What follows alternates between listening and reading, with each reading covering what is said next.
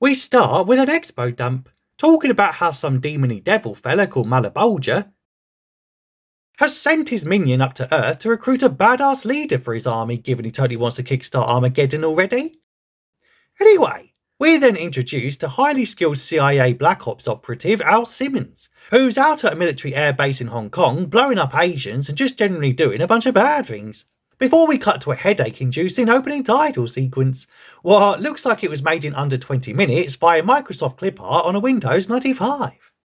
But after it finally ends, said Simmons fella totally strolls out of his house and misses his best friend and partner Terry totally flirting with his wife, and soon heads off into his office to hand in his notice, because he just can't believe that his boss knowingly sent him on a murder mission where innocent civilians were at and who inevitably got caught in the crossfire.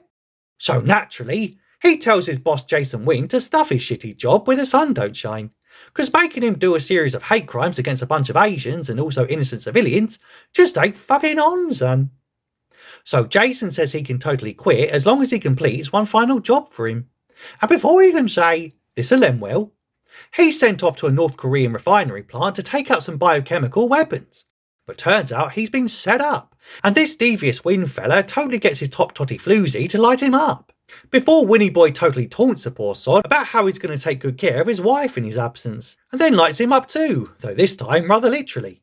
And it looks like it's curtains for the #1 assassin who stupidly told his handler that he's developing a conscience and wants to get out of the game despite knowing too much all about his naughty plans, as he's promptly sent down below in a fiery inferno and shit. But bizarrely, he then wakes up on a gothic church roof looking like a 3-week-old pepperami, and after it's come out the other end. Bruh.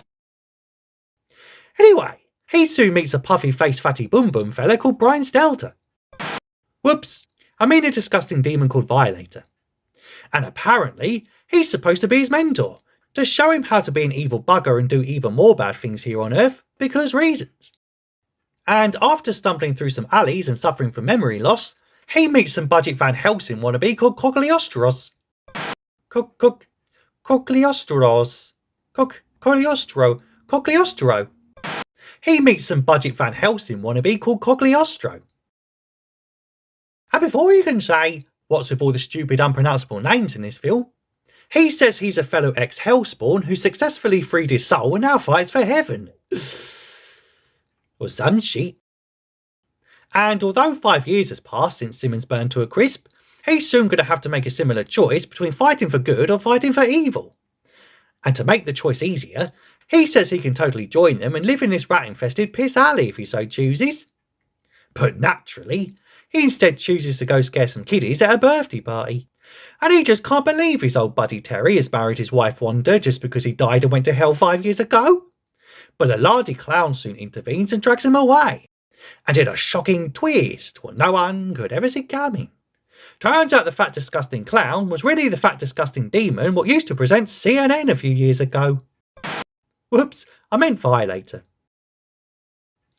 Anyway, said fat disgusting demon what keeps farting and shitting his pants, and no, that's not even a joke, totally restores his memory.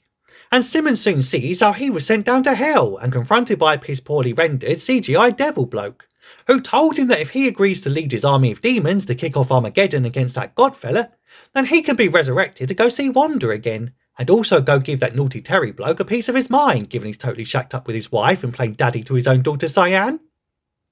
So naturally, he jumps at the chance not to have to burn alive for eternity in a place where don't even seem to have Wi-Fi or modern day Unreal Engine graphics. And so Malabolger just says, great, it's a done deal, son. And Violator promptly takes him back up to his own grave to give him a new supersuit, which is kind of like a mix between the Venom symbiote from Spider-Man and some sort of Hellraiser type gimp suit, given it comes with chains and spikes and shit. And after the annoying blue chubster goes off to eat live maggots on a pizza, Okay. Simmons heads off to smack her bitch up, because the dastardly Wynn has now developed a biological weapon called Heat 16, which apparently makes Ebola look like a puny skin rash, and he's got the only vaccine. And much like some real-life pharmaceutical companies, which we can't really name here for legal reasons, he's got to make billions off of flogging a vax what doesn't even stop transmission. Anyway, turns out Terry is not just a dodgy type what likes to marry his dead friend's soulmate, but also seems to be the PR spokesman covering up his boss's plan for world domination. And although he's starting to grow a conscience now he's got a new step family to look after, He totally cucks when his boss tells him to shut up about not wanting to do any more bad things, and Wynne demands he be taken to a fancy party already. So, at said fancy party already, newly suited and booted superhero Spawn arrives and immediately destroys an innocent skylight. And Wynne just can't believe he's about to get deaded by a chocolate fella he thought he incinerated 5 years ago, but now is somehow back with a giant fuck-off cake because reasons. And after bollocking his mate Terry for getting jiggy with his top-totty wife just because she was devastated by his random death, he's almost taken out himself by that floozy assassin what also shot him up 5 years ago in a Korean refinery plant. But he magically heals, and then uses his sentient belt buckle to block an incoming groin kick. Before she tells the undead demonic knight of hell that he don't have the guts to gun down a murderous assassin just because she has tits and a fanny. But he just says, sorry love, but girls are fair game now, and you can thank modern day feminism for that, so stop your bloody whining and totally eat these bullets already. So after scoring a win against toxic femininity, he soon finds himself defenestrated, and then saved from a high fall by his chains and cape, as elsewhere, the scheming blue chubster convinces Wynne to have a device attached to his heart that will release the fatal virus thing worldwide if that Spawn fella ever tries to yeet him again, because they're totally in league with each other and shit.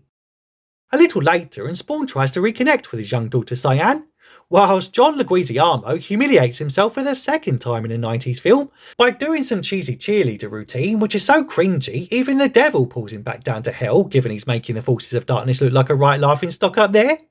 And this Malabolgia chap, with worse animation than an N64 game, asks what's taking so long already, because all Spawn has to do is kill Wynne and start the apocalypse and stuff.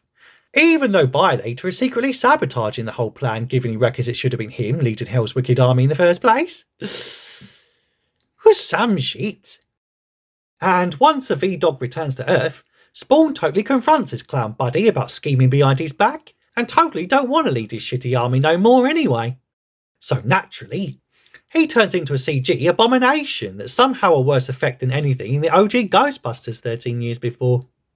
And after smacking up Spawn and pinning him to a small gate, the Violator fella says he's totally going to go violate his ex-wifey bird if he don't do what he promised and kill Wynne already, even though he just went through all the trouble to make sure he can't, otherwise a terrible virus will be unleashed if he dies. Seriously, what the actual fuck is even going on in this film? Anyway, Terry has a crisis of conscience after being confronted by his best mate's reanimated corpse at a fancy party, and sends a bunch of incriminating evidence about Wynne to the press, whilst the Van Helsing cosplayer turns up and promptly frees the dopey Spawn, before proceeding to teach him how to use his necroplasm armour effectively, mainly by just wishing really hard and hoping something happens. Kinda like prayer, only with actual results. So he does a quick training session and practices using his titty chains to break glass bottles, whilst Wynne catches Terry red-handed betraying him and totally takes his new family hostage. And after Spawny Boy finally arrives, Wynne appears to kill Wanda, so he kicks him through a frigging wall and then tells his tiny child not to be afraid, despite the poor mite just seeing her own mum get shanked and the resurrected corpse of her long dead father currently wandering around her own living room and looking like a grade 4 hemorrhoid. Anyway, Wynne reminds the Spawny chap that he can't kill him given the deadly virus will be released if his heart stops and shit. So he instead extracts it from his body somehow and foils the fat fucker's plan also somehow. Because turns out Violator wanted Spawn to succumb to vengeance and totally kill Wynne, so that Hell would get his soul and kickstart Armageddon already when the virus spreads to everyone on Earth and decimates the population. Was some shit.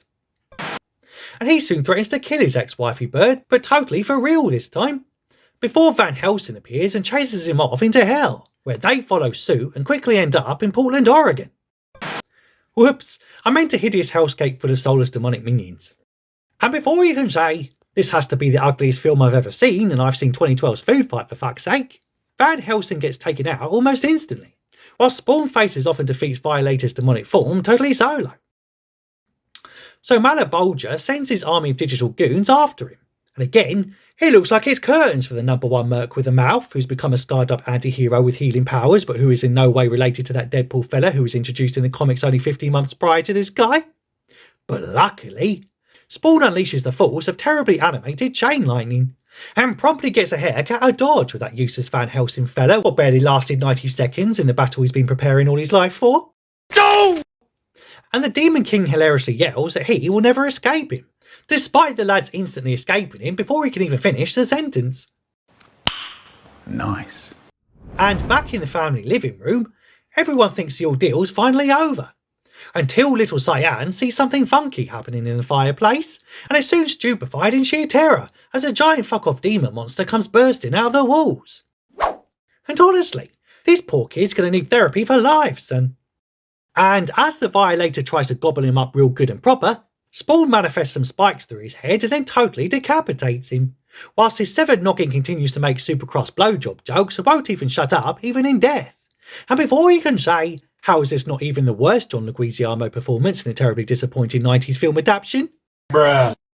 He's soon sent back to hell for good, and Wynn is promptly arrested now that Terry's whistleblower evidence has been broadcast by the press and shit.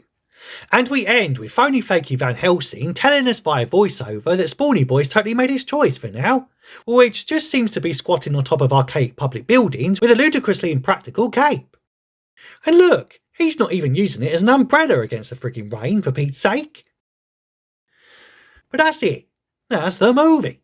Though my favourite part was seeing award-winning Martin Sheen somehow go from leading an Oscar-winning Kubrick film to totally camping it up, in a movie where an actor in a fat suit actually ate live maggots on set out of some misplaced sense of cinematic authenticity, and whilst dressed as a literal demon clown. But anyway, that's a plot and that's your lot, considering that mail thing so you don't miss any future recaps. Tell me if you like this flick in the comments if you have time, and I'll see you in the next one.